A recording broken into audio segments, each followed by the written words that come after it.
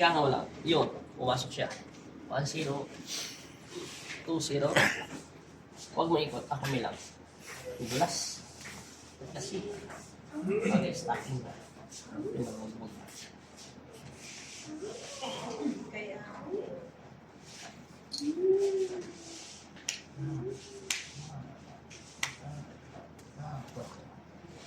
Tingnan natin.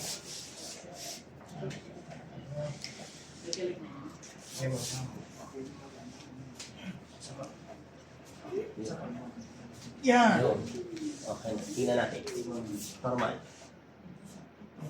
1. Yes. Ito na to, ha? Isa. Dalawa.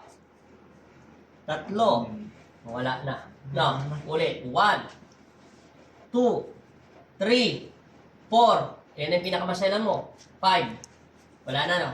Lumipad na yung sisim. Tumura yun. Wala na. Pahinga. Thank you, Lord. Te, wala na yung sakit? Wala na? Kukulong saan eh. Abulin mo ulit yung boyfriend mo ha, para matapilo ka ulit. Ayaw mo kasing mawala sa paningin mo eh.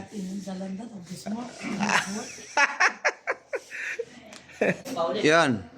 Yan, ikutin mo na te. Nagulat niya ako. Wala na?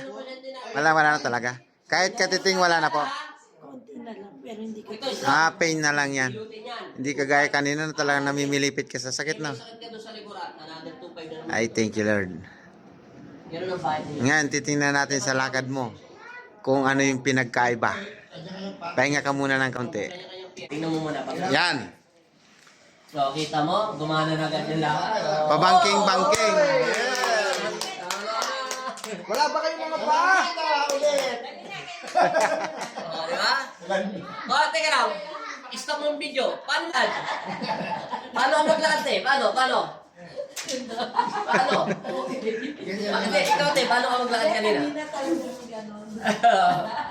Ngayon? Diretso na. Yay! Pag nagtagal pa yan, pag nalalakad mo tayo, laki. Natapilok na yan kasama hips. Ang pangit naman ng tapilok mo kasama hips. Pag nagtagal pa ganun.